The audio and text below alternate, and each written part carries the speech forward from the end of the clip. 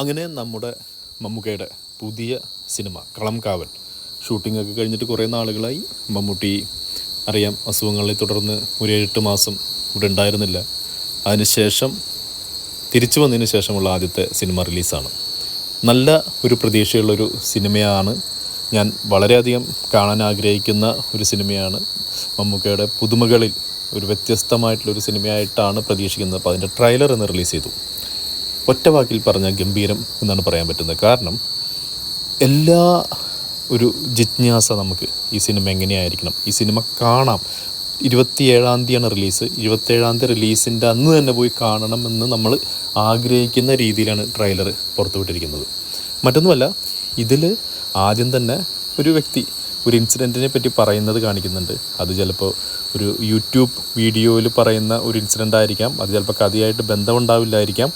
പക്ഷേ പുള്ളി പറയുന്ന രീതിയിൽ രണ്ടാളുകൾ തമ്മിലുള്ള തർക്കം അതൊരു സമുദായത്തിൻ്റെ തർക്കമായി മാറുകയും അത് അന്വേഷിക്കാനായിട്ട്, ആ വർഗീയ കലാപം അന്വേഷിക്കാനായിട്ട് കേരള പോലീസ് പോകുന്നതും അവിടെ നിന്ന് അവർക്ക് വേറെ കുറേ കാര്യങ്ങളിലേക്ക് ആ അന്വേഷണം ഡൈവേർട്ട് ചെയ്യുന്നതും അതിനെ പറ്റിയിട്ടുള്ളൊരു കഥയായിട്ടാണ് നമുക്ക് കാണാൻ പറ്റുന്നത്. അതിൽ പല സ്ഥലങ്ങളിലും നമുക്ക് ഒരു ഹോണ്ട വണ്ടി കാണാൻ പറ്റുന്നുണ്ട്, പഴയ വണ്ടി കാണാൻ പറ്റുന്നുണ്ട്. അപ്പോൾ ഇതിന് മുമ്പുള്ള കുറേ നമുക്ക് ഈ കളംകാവലിൻ്റെ അപ്ഡേറ്റുകൾ കണ്ടാലറിയാം.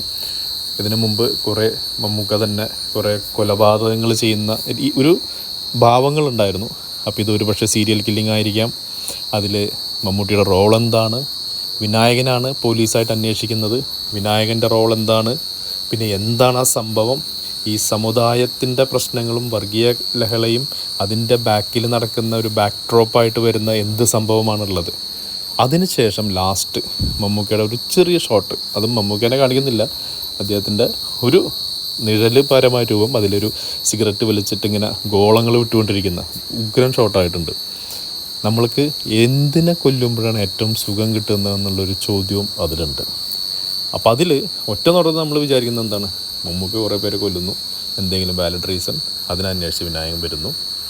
പക്ഷേ അതിലും കുറേ ട്വിസ്റ്റുകളും കാര്യങ്ങളും ഉണ്ടാവാനായിട്ടുള്ള സാധ്യതയുണ്ട്. ഇനി ആദ്യം പറയുന്ന ഈ നറേഷനും ഈ കഥയായിട്ട് ബന്ധമുണ്ടോ, അല്ലെങ്കിൽ നറേഷൻ വേറെ കഥ സെപ്പറേറ്റ് ആണോ? എന്തായാലും ഉഗ്രം ട്രെയിലറാണ്, നല്ല കട്ടാണ്.